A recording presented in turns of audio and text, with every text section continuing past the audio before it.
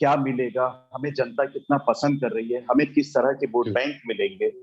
लेकिन इन 3 महीने की मेहनत जी। ने आज हम लोगों का मोरल जो है वो बहुत अप कर दिया है। हम लोगों को ये ऐसा लग रहा है कि उत्तर प्रदेश की जनता बदलाव करने के लिए तैयार है। उत्तर प्रदेश की जनता अरविंद केजरीवाल के मॉडल को हमें बताने की जरूरत नहीं पड़ती, जनता खुद बताती है। और मुझे बड़ा फक्र होता है कि हमारे देश में 29 ऐसे राज्य हैं, लेकिन शायद अगर जनता 2-4 मुख्यमंत्रियों का नाम के अलावा कोई मुख्यमंत्री का काम नहीं जानती है।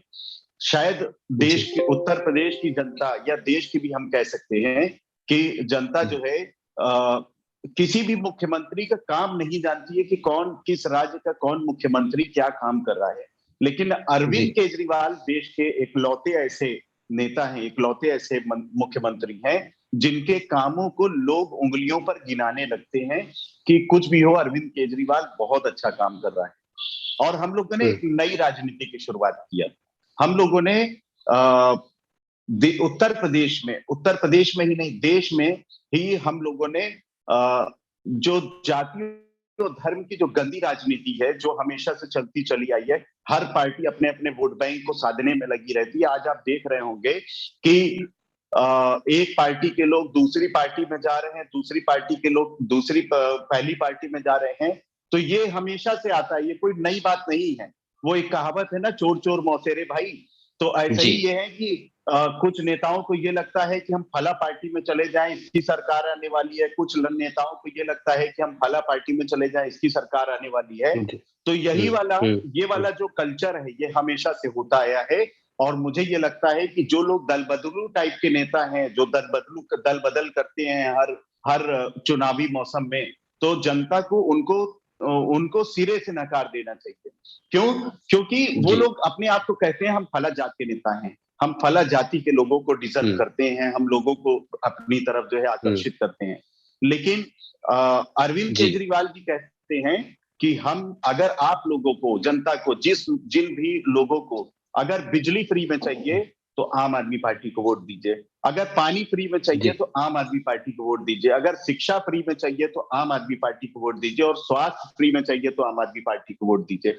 हम लोग मुद्दों की राजनीति करते हैं, और आज आम आदमी पार्टी की वजह से तमाम पार्टियां ये कहने लगी हैं कि भैया हमें भी वोट दो, हम भी फ्री बिजली देंगे।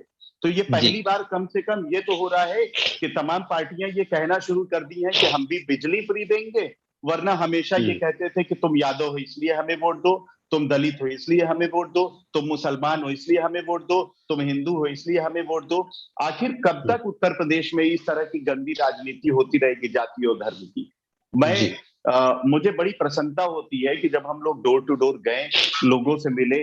आज पूरे शहर दक्षिणी का मैं हाल बताऊं, अब मुझे पता चला, मुझे लगता था कि शायद शहर दक्षिणी में बहुत अच्छी गलियां होंगी, रोडें होंगी, मकानात होंगे। लेकिन हकीकत ये है कि ऐसी ऐसी गलियां हैं, ऐसी ऐसी रोडें हैं जहां पर जब से देश आजाद हुआ है तब से लेकर आज तक ढंग की रोड नहीं मिली है। ऐसे लोग मिले हैं जो बच्चे हमें मिले, जो यंग यूथ वाले लोग मिले, उन्होंने कहा कि भैया हम पैदा हुए और हम यहीं पर बड़े हो गए, हमने कभी अच्छी सड़क नहीं देखी। ऐसी भी जगह, यहाँ मैं जहाँ के नैनी का रहने वाला हूँ, यहाँ पर कुछ दिन पहले मौजूदा विधायक जी आए थे, और करीब करीब आधे हाथ का गड्ढा है वहां पर, माफ करिएगा, गड्ढे में पानी भरा हुआ है, नाले का पानी भरा हुआ है। लोगों ने जब विधायक जी से कहा कि विधायक जी यहाँ की रोड बनवाइए, तो विधायक जी ने जवाब दिया कि तुम लोग गड्ढे पे क्यों रोड बनाए हो, बेच के चले जाओ यहाँ से।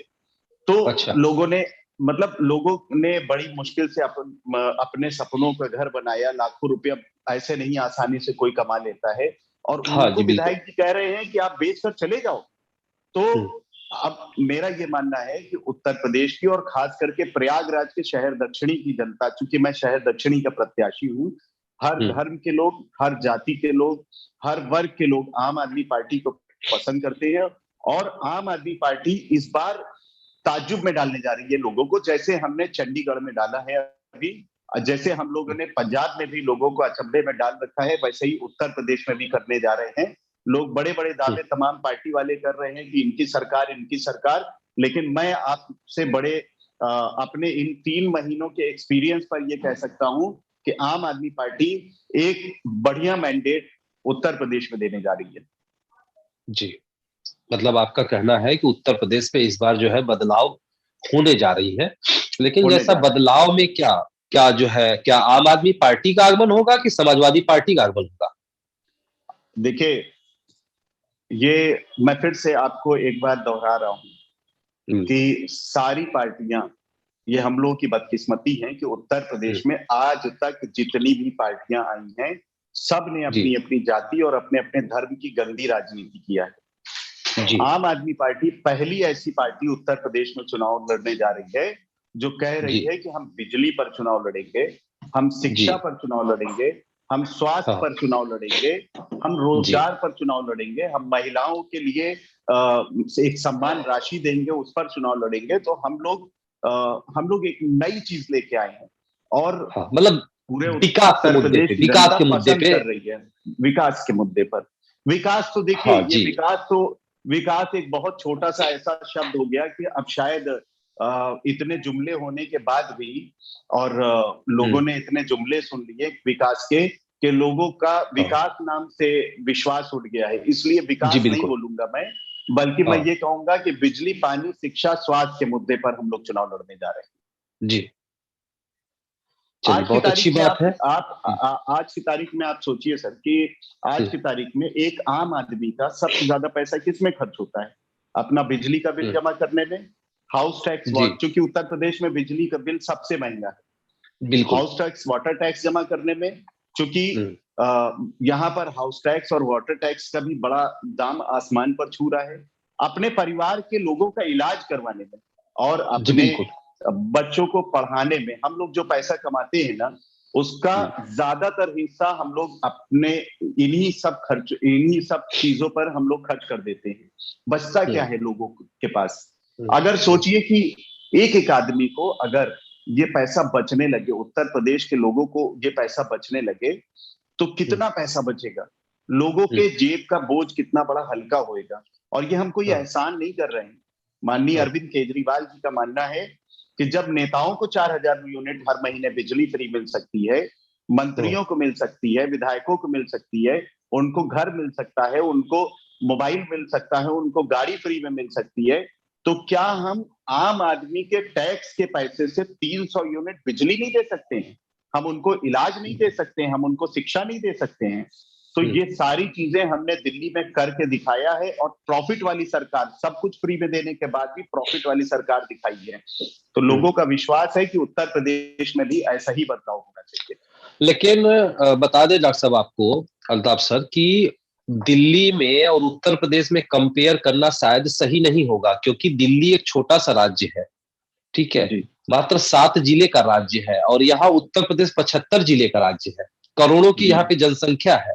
यदि ये जी। फार्मूला लागू किया जाएगा कि हम ये चीजें देंगे, तो सरकार के खजाने तो खाली हो जाएंगे, बल्कि माइनस में चले जाएंगे। तो इस पर क्या कहना चाहेंगे आप? ये सेम चीज, यही सारी चीजें जब हम लोग दिल्ली में वादा कर रहे थे लोगों से, तो वहां हाँ, पर भी तमाम सरकारें या तमाम नेता यही कहते थे कि जब फ्री जी, में दे देंगे तो सरकार का खजाना खाली हो जाएगा, फ्री में दे हम्म, देंगे तो सब कुछ खत्म हो जाएगा, ये लालच दे रहे हैं, अपंग बना रहे हैं जनता को, इस तरह की हाँ, फालतू की बातें किया करते थे। हम्म, लेकिन हम्म, उसके बावजूद हम लोगों ने प्रॉफिट वाली सरकार दी है। जब हाँ, देश कोरोना काल से जूझ रहा था, जब हम्म, देश एकदम बुरी स्थिति में था, उसके बावजूद पूरे देश में हम्म, दिल्ली इकलौता ऐसा राज्य था जहां पर प्रॉफिट का बजट दिया गया था। हम्म, और हम्म, आप ये भी सोचिए कि उत्तर प्रदेश, ये बात सही है कि दिल्ली की आबादी 2 करोड़ है और उत्तर प्रदेश की आबादी 23 करोड़ है, लेकिन आप जी, ये भी तो देखिए कि दिल्ली का बजट जब हम लोगों ने शुरू किया था तब हमारा बजट मात्र 28,000 करोड़ था, अब 70,000 करोड़ हो गया है। तो जी, वैसे ही उत्तर प्रदेश का बजट भी तो देखिए कि साढ़े हम्म, पांच लाख करोड़ रुपया बजट भी तो है। उत्तर जी, प्रदेश में 403 विधायक भी तो हैं। उत्तर जी, प्रदेश में तमाम तरीके के ऐसे लोग भी तो हैं, तो व्यवस्थाएं तो वही है ना, बस संख्या बढ़ गई है। जी, अगर बिल्कुल, बिल्कुल, हमारा हमारे विधायकों की संख्या 403 है, तो हम उनके हाँ, उस बजट पर हम उनके जरिए काम करेंगे और दिल्ली जी में 70 है और 2 करोड़ आबादी है, तो वैसे काम करते हैं। तो ये छोटा और बड़ा राज्य होना कोई बहुत बड़ी बात नहीं ना, बल्कि जी। सरकार की नीयत अच्छी होनी चाहिए कि हम हम्म, जनता को क्या दे सकते हैं, हम पब्लिक के लिए क्या ऐसी चीज ला सकते हैं जिससे कि आम आदमी का जेब का बोझ हल्का हो सके। क्या जी हमारे संविधान में है कि हम लोग जो सरकार को टैक्स देते हैं, उस टैक्स के बदले में सरकार हमको तमाम तरीके की जी। हमारी जरूरत की चीज मुहैया कराए। लेकिन और हम्म, आपको आपको मैं ये बताना चाहता हूं कि हमारे हमारे देश के लोग डायरेक्ट और इनडायरेक्ट टैक्स अगर आप मिला लीजिए तो लगभग 67% टैक्स सरकार को देते हैं। यहाँ पर एक भीख मांगने वाला आदमी भी सरकार को टैक्स देता है, और सरकार की जिम्मेदारी होती हम्म, है कि कम से कम मूलभूत जो जरूरतें हैं, कम से कम शिक्षा और स्वास्थ्य जैसी जरूरतें हैं, वो सरकार को हर आम आदमी को, हर देश की जनता तक मुफ्त में पहुंचाना चाहिए। ये शिक्षा का बाजारीकरण हम्म। खत्म होना चाहिए, अच्छा स्वास्थ्य का अल्ताफ सर, एक बाजारीकरण चीज खत्म पूछना होना चाहूंगा चाहिए। आपसे कि जब आप कह रहे हैं कि इस बार आप आम आदमी पार्टी की सरकार बनने जा रही है, तो बीजेपी नारा दे रही है कि अब की बार 400 पार। तो 400 कहां से आएंगे उनके पास? अरे देखिए, ऐसा है ना हेलो। कि ये मैं आपको ये बताना चाहता हूँ कि ये तमाम पार्टियां हाँ, अपने अपने तमाम दावे करती हैं। हमको जमीनी हकीकत देखना चाहिए। ये तो उनको भी जी। पता है कि 40 सीट निकाल लें ये बहुत बड़ी बात है।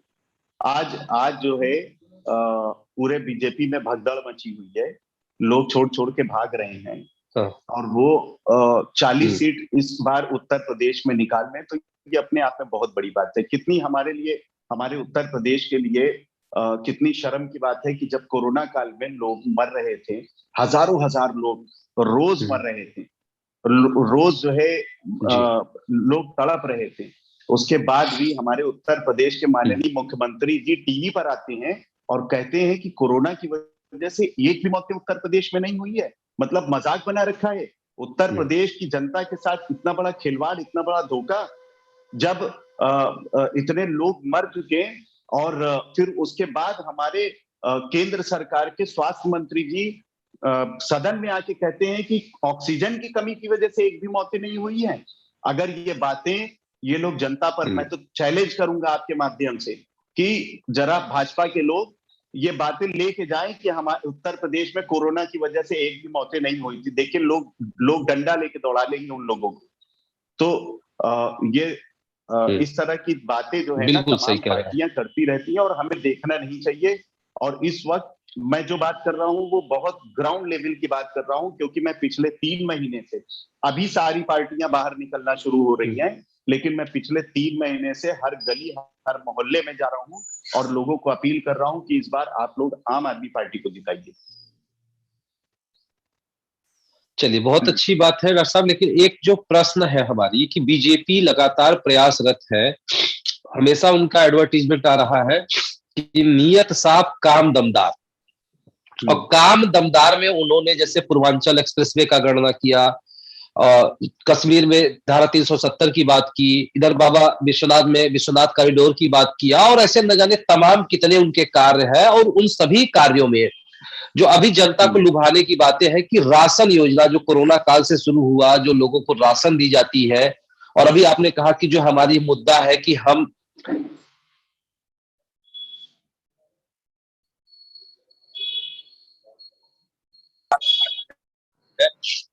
कार्ड जारी किया जा रहा है, हेल्थ कार्ड जारी किया जा रहा है, तो तमाम प्रकार की अच्छी कार्य तो बीजेपी ने भी किया है। तो आखिर जनता बीजेपी को क्यों फिर ठुकराएगी या फिर क्यों इग्नोर करेगी? थोड़ी सी आवाज आपकी ड्रॉप कर गई, लेकिन मैं जो जहां तक समझ पाया मैं आपको जवाब देता हूँ। हमारे उत्तर प्रदेश की आबादी है 23 करोड़। मेरी आवाज जी। आ रही है? हमारे उत्तर प्रदेश की आबादी जी, है तेईस आवाज थोड़ी करोड़ आपकी ब्रेक हो पा रही है डॉक्टर साहब, आवाज थोड़ी रुक रुक के आपके पास आ रही है। जी।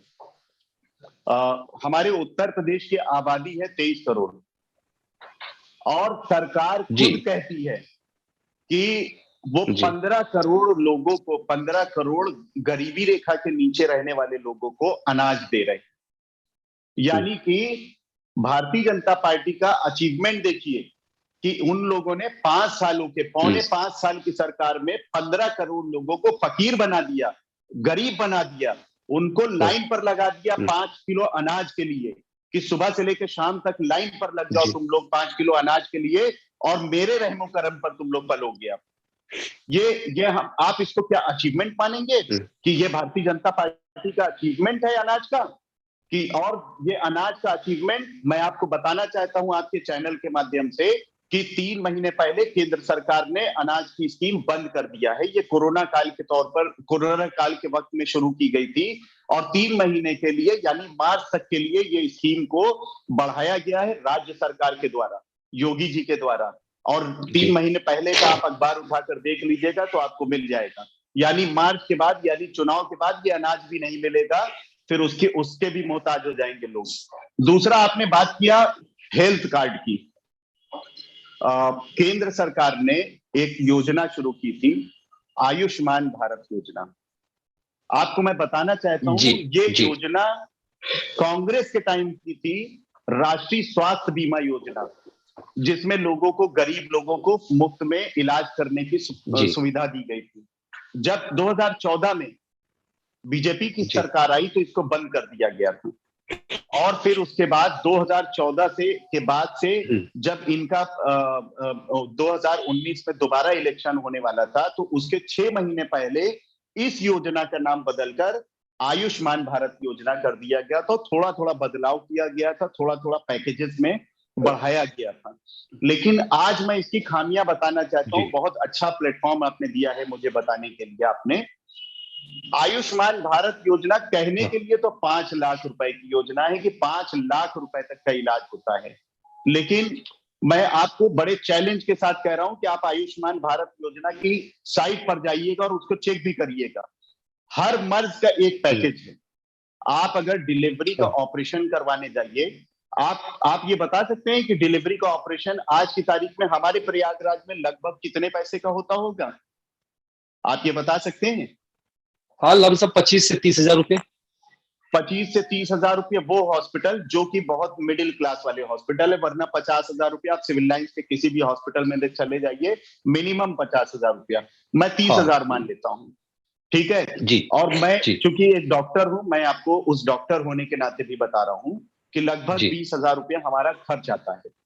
हाँ, और सरकार देती है 9 हजार रुपया डिलीवरी के ऑपरेशन में, मात्र 9 हजार रुपया। मात्र 22 हजार रुपया देती है लैब खोली के ऑपरेशन में, मात्र 20 हजार रुपया देती है क्या नाम है, प्रोस्टेट के ऑपरेशन में। तो कुल मिला जुला के कहने का ये मतलब है कि हॉस्पिटलों का खर्च भी, उसमें ज्यादातर पैकेज ऐसे हैं जिसमें हॉस्पिटल का खर्च भी नहीं निकलता है, और 1000 तरीके के क्वेरीज लगती हैं तब पेमेंट आता है। मतलब ये कि अगर आपने एक छोटी सी भी गलती कर दिया तो आपको क्वेरी पे क्वेरी मिलती रहेगी। अगर पैसा मिल गया तो ठीक है, नहीं तो कोई बात नहीं। तो ये कमियां हैं। और दिल्ली के अरविंद केजरीवाल जी का मॉडल, स्वास्थ्य का मॉडल मालूम है क्या है? आपको कोई हेल्थ इंश्योरेंस करवाने की जरूरत नहीं है। हम हेल्थ इंश्योरेंस को फायदा नहीं देने जा रहे। हमने हमने लोगों से बोला कि एक अपना आधार कार्ड लेके जाइए, आपका 1 रुपए का इलाज हो चाहे 1 करोड़ रुपए का इलाज हो, वो सब कुछ अरविंद केजरीवाल की सरकार फ्री में मुहैया कराती है। इस आयुष्मान भारत योजना में ना अल्ट्रासाउंड होता है, ना सीटी स्कैन होता है, ना एमआरआई होता है, ना मेडिसिन दी जाती है। सिर्फ भर्ती होने के बाद अगर कोई ऑपरेशन होता है तब दवा मिलती है, तब इलाज होता है। और या तो फिर जो है, आप ऐसे भी अगर 1 दिन से ज्यादा भर्ती होते हैं तब वो भी मात्र 500 रुपया पर डे के हिसाब से पैकेज मिलता है। यानी 4 दिन में सिर्फ 2000 रुपया सरकार देती है, वो आयुष्मान में मिलता है, और 2000 रुपए में डॉक्टर का खर्चा भी नहीं निकलता है। लेकिन केजरीवाल सरकार क्या कहती है? आप जाइए अल्ट्रासाउंड करवाइए फ्री में, सिटी स्कैन करवाइए फ्री में, एमआरआई करवाइए फ्री में, सारी दवाएं फ्री में लीजिए, अपनी खून की जांच फ्री में करवाइए। तो कौन सा मॉडल आपके हिसाब से ज्यादा बेहतर है? केजरीवाल वाला मॉडल स्वास्थ्य का ज्यादा बेहतर है कि मोदी जी वाला ज्यादा बेहतर है? मुझे नहीं, बिल्कुल आप जो कह रहे हैं डॉक्टर साहब कि केजरीवाल का ये मॉडल है, तो ये मॉडल केजरीवाल का किनके लिए है? क्या जो गरीब तबके के लिए है उनके लिए है, या सामान्य वर्ग के लिए है? किनके लिए ये योजनाएं हैं दिल्ली में? मुझे ये लगता है कि हाँ, हमको ये जो द्वेष है गरीब और अमीर हाँ, वाला, इसको खत्म हाँ, करना चाहिए। जैसे हमने जी, शिक्षा पे खत्म किया है, आज हाँ, एक रिक्शा चलाने वाले बच्चे के साथ, एक सब्जी बेचने वाले बच्चे के साथ, ठेला चलाने वाले बच्चे के साथ, आज हाँ, डॉक्टर के भी बच्चे पढ़ रहे हैं दिल्ली में, इंजीनियर के भी बच्चे पढ़ रहे हैं, आईएएस हम्म, पीसीएस के भी बच्चे पढ़ रहे हैं, और सबसे हम्म, बड़ी बात, नेता के भी बच्चे पढ़ रहे हैं उस सरकारी स्कूल में। उस सरकारी स्कूल में एडमिशन करवाने के लिए व्यवस्थाएं ऐसी हो गई हैं कि एडमिशन करवाने के लिए अच्छे अच्छे लोग परेशान है कि मेरे बच्चे का एडमिशन सरकारी स्कूल में हो जाए दिल्ली के। तो जी, कितना अच्छा हो कि एक रिक्शा चलाने वाले के बच्चे के साथ अगर जो है नेता का भी बच्चा पढ़ रहा है, तो सबको जी, शिक्षा तो एक समान मिलनी चाहिए ना। तो जी, ऐसा ही हमारे हर मॉडल में किसी को भी किसी के साथ भी हम लोगों ने भेदभाव नहीं किया है। क्यों? जी, क्योंकि कौन आदमी कब गरीब हो जाए, कौन आदमी कब किसके साथ क्या घटना हो जाए, क्या मतलब अगर उसके पास जो है वो येलो कार्ड धारक हो गया तो क्या उसको जो है हमको इलाज नहीं देना चाहिए? क्या वो कभी हाँ, परेशान नहीं होएगा? तो मुझे हम्म, लगता है कि ये सारी योजनाएं हम लोगों ने हर आम आदमी के लिए, हर आदमी के लिए जो दिल्ली वासी है, उनके लिए हम लोगों ने रखा है। और उत्तर प्रदेश में भी हम लोग वही योजना लेके आ रहे हैं। हमने किसी का फर्क नहीं किया है। और यही चीज आयुष्मान भारत में क्या है? आयुष्मान भारत योजना में अगर आपके पास एक बाइक है, तो आप उसके हकदार नहीं है। आपके घर में अगर हम्म, फ्रिज है, तो आपको आयुष्मान भारत योजना का कार्ड नहीं मिलेगा। अगर आपके घर हम्म, में कोई भी टीवी है, टेलीविजन है, तो आपको इस योजना में कार्ड नहीं मिल सकता है। वो बात अलग है कि आयुष्मान भारत योजना में आज भी जो काम हो रहा है वो 2014 के डेटा पर हो रहा है। मैं आपसे खुले हम्म, मंच पर कह रहा हूं कि 2014 के डेटा पर हो रहा है। और ये सरकार अभी तक जनगणना नहीं ठीक से करवा पाई है कि उस पर 2022 की जनगणना के हिसाब से अब जो लोग गरीबी रेखा के नीचे ऊपर आ गए हैं उनको जो है ये चीज मिलनी चाहिए। अरे नहीं मिलनी चाहिए, उनके हिसाब से, मेरे हिसाब से तो सबको मिलनी चाहिए। जी, ये भेदभाव खत्म होना चाहिए। जी, बहुत अच्छी जानकारी डॉक्टर साहब आपने दिया। तो एक और बात आपसे करेंगे, महंगाई जो मुद्दा है, क्योंकि बीजेपी को लगता है कि 400 प्लस आएंगे, लेकिन जनता के बीच में बीजेपी के लिए जो सबसे बड़ी मुसीबत है वो है महंगाई। तो महंगाई के मुद्दे पे आप क्या कहना चाहेंगे? क्योंकि गैस सिलेंडर 1000 के ऊपर हो गई है, पेट्रोल 100 के ऊपर जाके 110 तक जाकर के चुनावी मुद्दा को देखते हुए नीचे किया गया, 110 रुपया तो 100 के आसपास आकर के रुक गई है। तो ये मुद्दा जो सबसे बड़ी देश की समस्या है, इस पर क्या कहना चाहेंगे आप? इस पर कैसे इसके दो आपकी यदि सरकार आती है तो इस पे कैसे कंट्रोल की जाएगी? मुझे मुझे ये लगता है कि इसके सिर्फ दो कारण हैं। जी। एक तो ये हुँ, कि हमारा जो हिंदुस्तान है जी। वो एक एक चेन की तरह सबसे बना हुआ है। जो हमारे हिंदुस्तानी लोग हैं, भारतीय लोग हुँ, हैं, हिंदू, मुस्लिम, हुँ, सिख, हुँ। ईसाई, जी, सब एक दूसरे के चेन से बने हैं। जी। सबका एक दूसरे के बिजनेस में दखल है, हुँ, सबका एक दूसरे के बिजनेस में योगदान हुँ, है। इस सरकार ने ये जो जाति और धर्म की जो गंदी लड़ाई इतनी ज्यादा छेड़ दिया है इस पूरे 6-7 सालों में, एक जी। बहुत बड़ी वजह है कि हुँ, उसकी वजह से आज महंगाई चरम सीमा पर है। आज हमारा हुँ, देश अब बेरोजगारी से जूझ रहा है। और हमारा देश इस वक्त वित्तीय मामलों से जूझ रहा है। दूसरा हुँ। एक कारण क्या है? हमारा देश किससे चलता है? जनता के टैक्स के पैसे से। हाँ, बिल्कुल। और आज सरकार ने, मुझे नहीं समझ में आता, इतने बड़े बड़े मठाधीश लोग बैठे हुए हैं और देश में, पता नहीं मुझे ये मुझे लगता है कि पता नहीं इतनी सी बात लोगों को नहीं समझ में आती है कि जब हमारा देश टैक्स के पैसों से चलता है और आज की तारीख में सरकार ने लगभग लगभग 50 से 60% सरकारी नौकरियां हमारे देश से खत्म कर दिया है, उसको प्राइवेट कर दिया है। हुँ, यानी कि जो लोग कम से कम 50,000 रुपए की शुरुआत होती थी जिनकी नौकरी की, और 1.5 लाख 2 लाख रुपए तक उनको नौकरियां मिला करती थी, आज वो 10-10 हजार रुपए की नौकरी करने पर मजबूर हैं, हुँ, परेशान हैं। तो हुँ, अगर हम 1 लाख रुपया पाने वाला आदमी जब टैक्स भरता था, डायरेक्ट टैक्स भरता था, तो वो 30,000 रुपया भरता था। हुँ, और सरकार के खजाने में वो 30,000 रुपया जाता था। हुँ, और आज वही आदमी अगर 10,000 रुपया पा रहा है तो वो क्या टैक्स देगा? वो तो वो मिनिमम में आ जाएगा, वो हाँ, टैक्स वो पेयर भी नहीं रह टैक्स फ्री जाएगा। में आ जाएगा, बिल्कुल टैक्स फ्री में आ मैं जाएगा। आप मैं आपको छोटा सा एग्जांपल देता हूँ, क्योंकि हाँ, मैं डॉक्टर हूं, मैं डॉक्टर के हिसाब से एग्जांपल देता हूँ। जी हमारे यहाँ जीएनएम एक कोर्स होता है। जी। जीएनएम करने के लिए लगभग 4 साल लगता है, हम्म। और जीएनएम में ज्यादातर प्राइवेट वो कॉलेजेस हैं, सरकारी धीरे धीरे करके काफी हद तक खत्म हो गए हैं, या जो भी है भी वो गिने चुने हैं। जी। तो आज से 2014 से पहले इन्हीं जीएनएम की नौकरी मिनिमम 45,000 रुपए से शुरू होती थी और हम्म। लगभग 1 लाख रुपए तक जाती थी। हम्म। आज इन जीएनएम नर्सों को 8,000 रुपए से लेके और 12,000 रुपए तक का इनको पैकेज दिया जाता है, वो भी एडहाक पे। हम्म। और इनडायरेक्ट वे में इनसे घूस मांगा जाता है, 2-2 साल की इनकी सैलरी मांग ली जाती है कि ये हम्म। सरकारी नौकरी है, सरकारी नौकरी के नाम पर मांग ली जाती है। हम्म। आप ये सोचिए कि जिन नर्सों को 1 लाख रुपए तक सैलरी मिलती थी, आज उनको 10,000 रुपये सैलरी मिल रही है। ऐसे ही हम्म। मैं टीचरों पर आ जाता हूँ। जिन हम्म। टीचरों को सरकारी नौकरी के नाम पर 50,000 रुपए से शुरुआत होती थी, 1 लाख 1.5 लाख रुपए तक नौकरी जाती थी, आज उन्हीं टीचरों को एडहाक पर रखा जा रहा है और हम्म। उनसे 10,000 15,000 रुपए पे काम करवाया जा रहा है। हम्म। सरकार तो अपना पीठ थपथपाती है कि देखो हमने काम करने वाला आदमी बना दिया। अरे मैं तो कहता हूं कि सरकार को, केंद्र सरकार को और तमाम देश की राज्य सरकारों को दिल्ली सरकार से सीखना चाहिए। हमने हम्म। एक भी टीचर को नौकरी से नहीं निकाला, हमने हम्म। एक भी टीचर के पेट पर लात नहीं मारा। हमने सारे टीचरों को बस सिर्फ सुविधा मुहैया करा दी। जैसे हम्म। आज आप उत्तर प्रदेश के स्कूलों में चले जाइए, जर्जर बिल्डिंग, बेड नहीं है, माफ करिएगा, बेंच नहीं है, डेस्क नहीं है, कॉपी किताब नहीं है, ड्रेसेस नहीं है।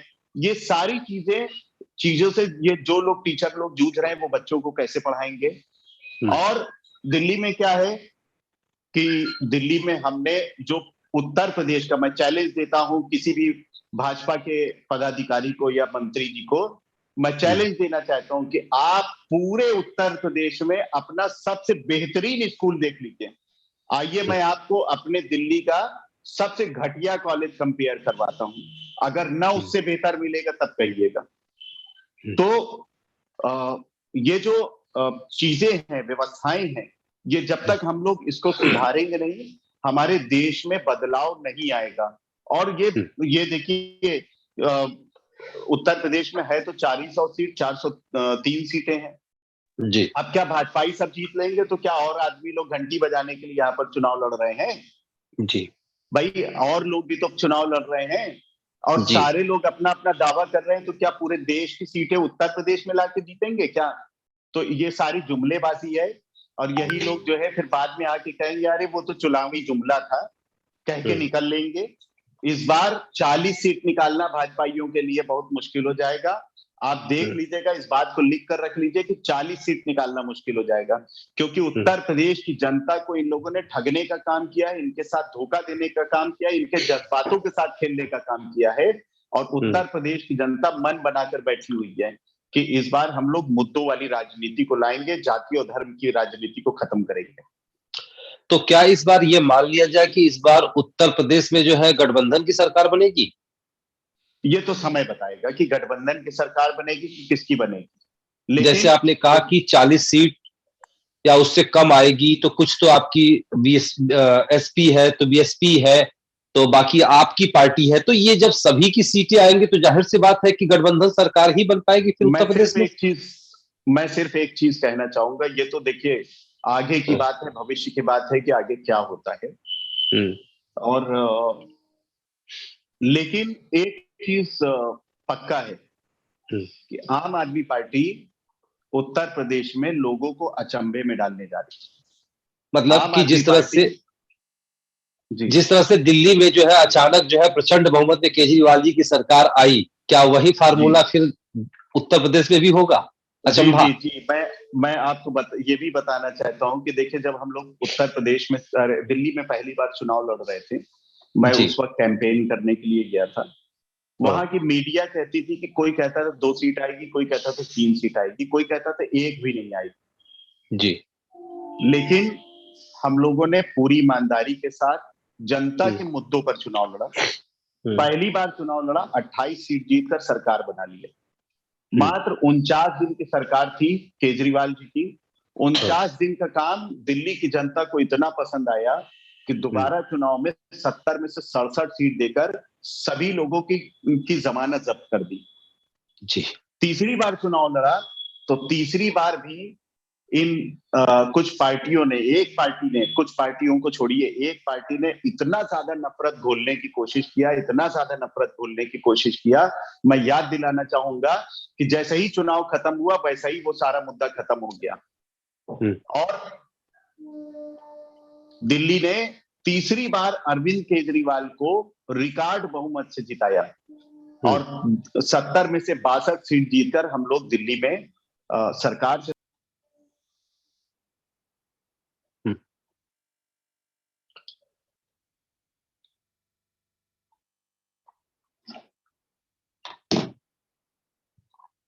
अल्ताफ जी, आपकी आवाज नहीं आ रही है, थोड़ा सा अपना नेटवर्क चेक कर लें एक बार आप। नेटवर्क नहीं आ रही, आपकी आवाज नहीं आ पा रही है। क्या मुझे सुन पा रहे हैं?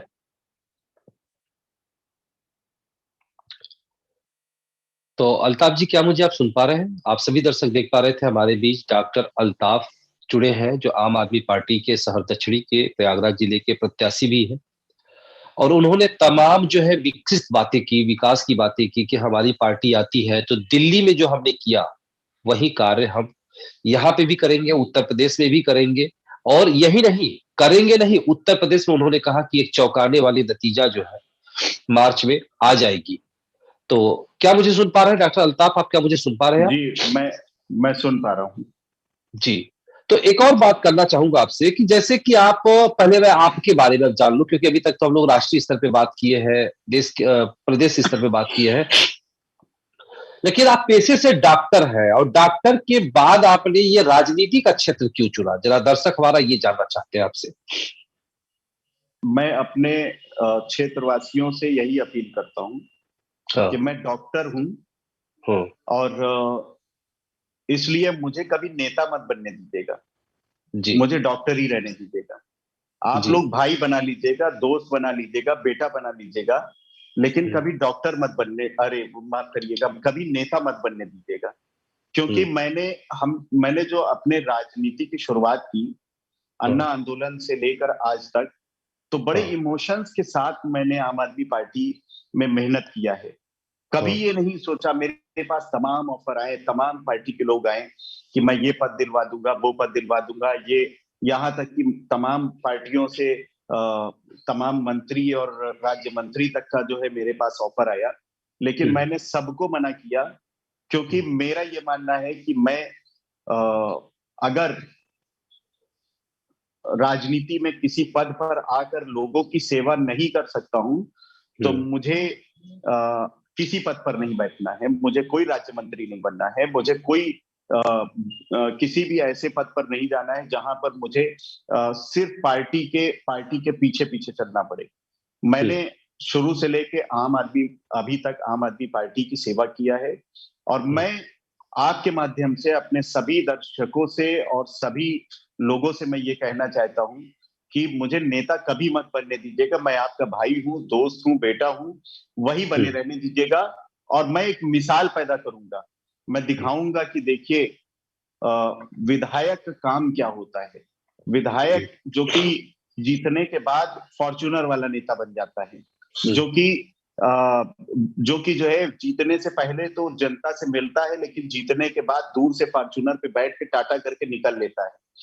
मैं एक मिसाल ऐसी पैदा करूंगा कि लोगों के बीच में रहूंगा, लोगों की समस्याओं को सुनूंगा, लोगों के लिए काम करूंगा और मैं ये मानता हूं कि अगली बार जब चुनाव हो तो अगली बार भी जिस तरह से इस बार मुझे बिल्कुल पैसा नहीं खर्च करना पड़ रहा, मुझे तो जनता चुनाव लड़वा रही है, हर आदमी मुझे चंदा दे रहा है, तो ऐसा ही इस बार अगली बार भी हर बार भी मुझे लोग विधायक बनाएंगे और मैं लोगों के दिलों में खरा उतरने की हमेशा कोशिश करूंगा क्योंकि ये जो वीआईपी कल्चर है इसको खत्म करना है, एक आम आदमी वाला जीवन जीना है और आम आदमी बनकर लोगों की सेवा करना है। अच्छा, एक चीज आपसे पूछने जा रहा हूं, हालांकि ये लोगों का कहना है, ये बातें कहीं ना कहीं से निकल के आ रही है अब जो है, और ये चुनाव आयोग के ऊपर है, ठीक है।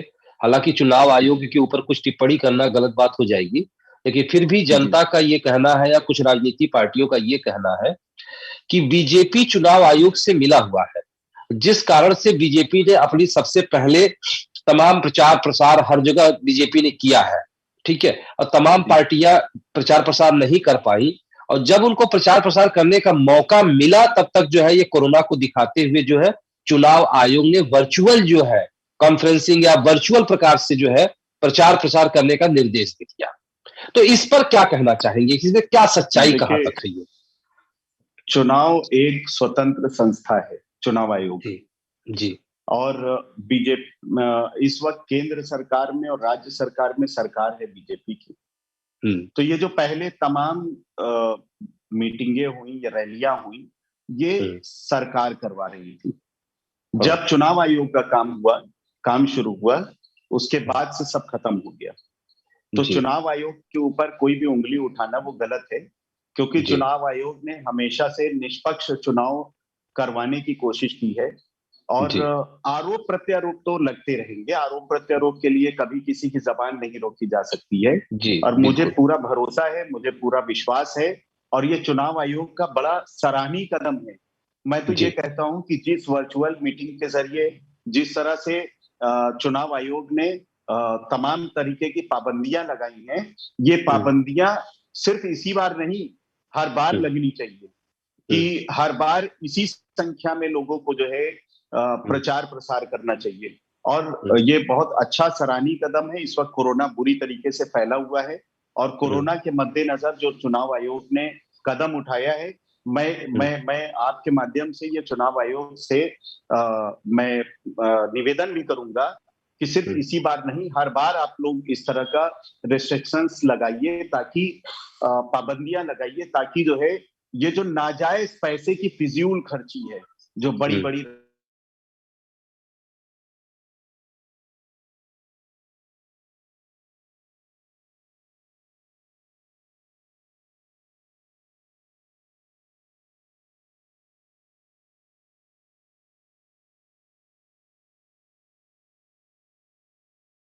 चुके हैं, और इनकी योजनाएं, इनकी सोच जो है जनता के हितों के लिए है। तो इनके सोच को भी आपने समझा। जिस तरह से मोदी जी ने गुजरात को दिखा करके पूरे भारत पे काबिज हो गए, आज उसी तरह से आम आदमी पार्टी भी अपने दिल्ली मॉडल को दिखा करके पूरे उत्तर प्रदेश ही नहीं बल्कि उत्तर प्रदेश संग पंजाब, उत्तराखंड, गोवा, मणिपुर, जो 5 विधानसभाओं में चुनाव हो रहे हैं, उस पर काबिज होने की पूरी तैयारी कर लिए है। हालांकि आप सभी जनता जनार्दन अच्छे से जानते हैं कि सच क्या है और किसको आना है, कौन विकास करेगा, ये आप सब ने ठान लिया है। तो अब आने वाले समय में ये पता चलेगा कि अब की बार किसकी सरकार। तब तक